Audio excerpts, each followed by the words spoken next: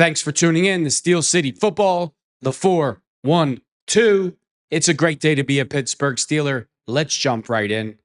So last year, all year, there seemed to be a lot of communication problems with the defense. It was a huge deal. I don't know if a lot of people recall Peyton Wilson. One time he was on the field, he was going totally crazy during a game. I don't recall which game it was because he wasn't getting the right signal. He was upset all the way through the play, even after the play. And all year, even with all the defensive backs, with Minkah Fitzpatrick communicating with the corners and the other safeties, and guys just weren't communicating. And I don't think that Minkah Fitzpatrick was the problem. I think that Cam Sutton was the problem because he was doing whatever he wanted to do. We all know that Minkah Fitzpatrick, he is a pro's pro. I'm sure he's getting frustrated in a lot of ways. He's getting frustrated because Coach Tomlin doesn't hold players responsible. You saw it last year. You saw the breakdown in the playoff game when the Baltimore Ravens ran for 299 yards. There was communication breakdowns the entire season. And I know Minkah Fitzpatrick has to be getting sick of it because that's part of being a pro. How hard is it to communicate with another guy like, yeah, hey, we're doing this, and just talking to each other? If you don't talk to each other on defense, you're never going to win. And on top of that, it's just plain laziness and unprofessionalism. And you saw it all last year with the Pittsburgh Steelers defense. And whose fault is that? That is Coach Tomlin's fault 1,000%. Because if he allows it, then it keeps happening and it causes friction in the locker room. And then you have Minkah Fitzpatrick. He's 17 to 21 yards off the ball. So he's so far away from the play. Minkah Fitzpatrick, the way he carries himself, the way he acts on and off the field, his seriousness with football, his love for football, I know this has to be super frustrating for a pro's pro like Minkah Fitzpatrick. So this is what Minkah Fitzpatrick had to say after practice today. If you don't want to do it, you ain't going to be here. Steelers defense emphasizing communication. Minkah Fitzpatrick went on to say, there should be no gray, Fitzpatrick said Tuesday while speaking to the media after practice. It should just be, this is how we're doing it. This is how we're going to communicate. If I give you a thumbs up, give me a thumbs up back. So when guys aren't doing it, it's establishing this is what we're doing. If you don't want to do it, you ain't going to be here or you're not going to be on the field. Could you imagine that?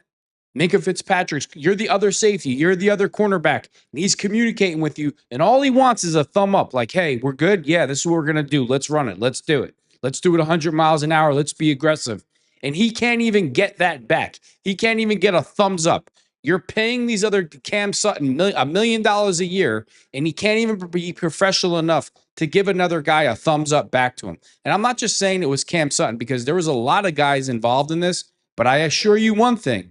It wasn't Minkah Fitzpatrick, the one not communicating with the defense. They weren't answering him. You know why they weren't answering him? Because they didn't know what to do on the plays, and it showed. They didn't study the film, and it showed. But who allows this? Whose fault is that? That's Coach Tomlin's fault. It starts with Coach Tomlin. And the minute that you do it, the minute that it's seen on film where you refuse to communicate with your teammate on defense, you should be on the bench. Immediately. Enough of the BS already. It's ridiculous. We're losing games. The Pittsburgh Steelers are losing games, not because we're not good, not because we don't have talent, because we're not acting professional on the field. And that's as Pop Warner, that's as little league as it gets when you're an NFL defender getting paid millions of dollars to play defense and you don't want to communicate with the captain on your team. And you know why they're doing that? It's arrogance, but it's lack of preparation because they have no clue what they're doing. And that all falls back to Coach Tomlin's shoulders. I'm so glad that Minkah Fitzpatrick addressed this because it was a huge issue the entire year last year. Also, the big talk around camp is Darnell Washington. He's lost about 10 to 15 pounds. They say Big Country looks excellent. Darnell Washington said he dropped 10 to 15 pounds. Mason Rudolph said he looks like a different player. 93.7 the fan wrote on X with a clip of Washington running routes. Let's watch the clip.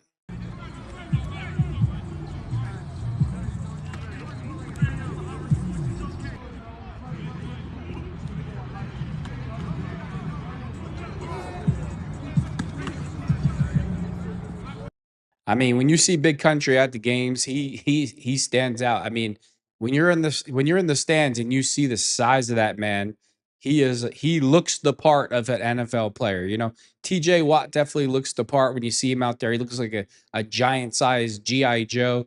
But Darnell Washington, Big Country, he definitely looks the part as an NFL player, and I love that. You know, he does everything that the team needs him to do. He does all the little things. He blocks, he's aggressive, he never complains. I love Big Country. I just want the best for him. I hope he has a sensational year this year.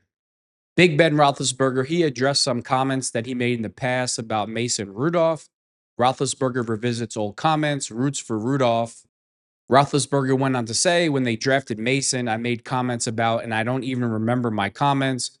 Roethlisberger told co host Spencer Teo during the show, but it was like, why did we draft Mason? It wasn't a shot at Mason. I didn't have a problem with Mason. They could have drafted Patrick Mahomes, whoever. It wasn't a shot at the person. It was how we were making our team better by drafting a guy in the third round.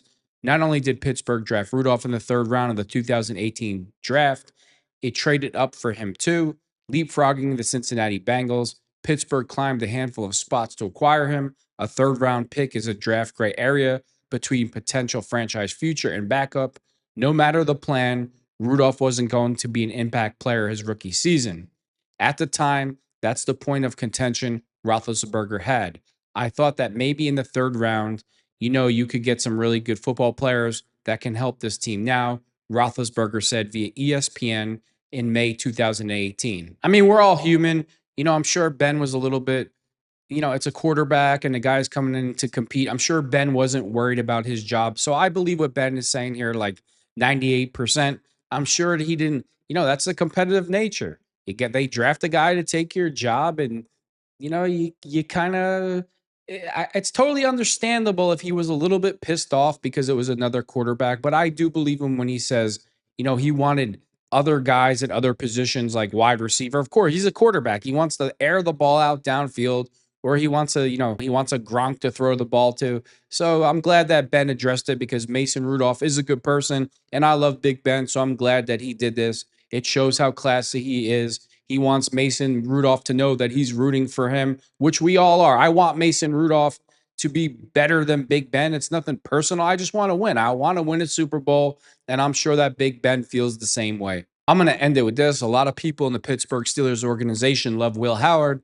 I love Will Howard too. I hope they hire John Gruden, Chucky, to be the quarterback's coach so he can make Will Howard the best quarterback that he could be. You obviously seen on Gruden's quarterback camp that he loved Will Howard, and I know that Chucky would get the most out of his ability. One Steelers beat writer sees at least a small possibility of Howard eventually becoming the primary backup during his rookie season. I think the Steelers are going to be cautious here. He's a 6th-round pick. Even if Mason Rudolph is the guy, eventually Will Howard might end up being the number 2 as a rookie, but they're not going to force feed him. Pittsburgh Post-Gazette Ray Fittipaldo said recently via Rothman and Ice on 97.1 The Fan, they're not going to throw a 6th-round pick into the mix as a rookie unless something really strange happens with injury. People in the building like him. They like that he's a winner. They like his skill set. They like the fact that he can run, that he's a good leader, Fittipaldo said. All those intangibles are good qualities, but I don't get the sense right now that even if Aaron Rodgers isn't here, that Howard is going to have a big role on this football team. I mean, you never know. It's a big wild card. There's a lot of intangibles about Will Howard. He's a winner everywhere he goes. He elevated Kansas State. He elevated Ohio State for a national championship. He has all the intangibles. You know, he could be literally the steal of the draft. He won a national championship. He played the best competition, and he played. They always say that champions rise to the occasion, and in the biggest games, Will Howard played his best games. So I'm going to end it with that. Thanks for tuning in to Steel City Football, the 4-1-2.